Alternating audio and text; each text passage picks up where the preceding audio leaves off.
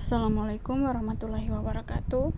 Saya Fadilatul Amalia Maliki akan mempresentasikan materi saya, yakni Republik Rakyat Cina.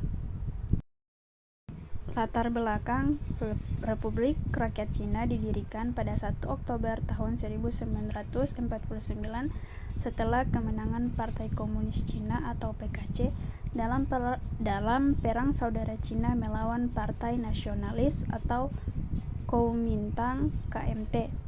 Sejak reformasi ekonomi oleh Deng Xiaoping pada akhir tahun 1970-an, Cina mengalami pertumbuhan pesat dan menjadi salah satu kekuatan ekonomi terbesar di dunia. Dalam pemerintahan negara di Cina, setelah meninggalnya Mao Zedong dan naiknya Deng Xiaoping merupakan tonggak sejarah penting dalam perkembangan politik dan ekonomi di Cina.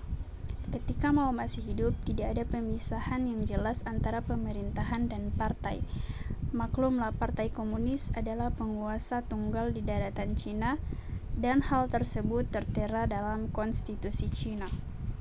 Pada tahun 1971, Cina masuk anggota PBB dengan dukungan Amerika Serikat dan langsung menjadi anggota Dewan Keamanan, menggeser Cina non-komunis atau Formosa dari lembaga politik internasional ini. Selanjutnya, obsesi Cina untuk menjadi negara adikuasa tampaknya terus meningkat.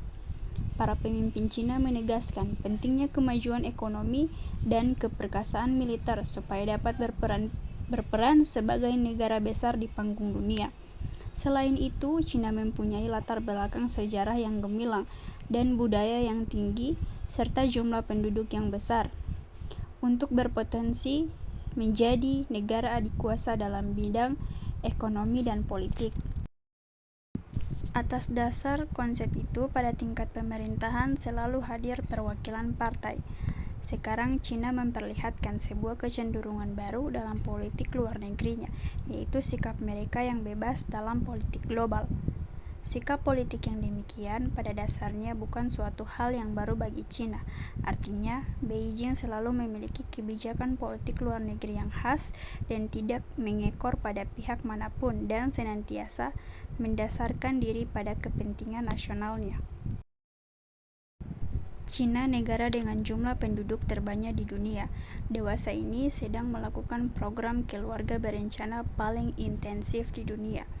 Mempunyai moto "satu anak cukup" dan laki-laki atau perempuan sama saja. Cina telah berhasil menekankan laju pertumbuhan penduduknya sampai 1,3%, sehingga pada tahun 1980-an income per kapita rakyat Cina naik sampai 2,8%.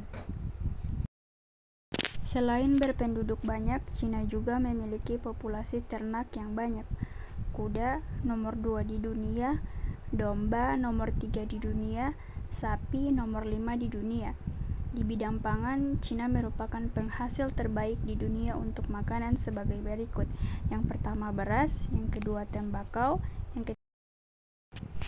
yang ketiga telur, dan yang keempat daging. Baik, sekian presentasi dari materi saya. Wassalamualaikum warahmatullahi wabarakatuh.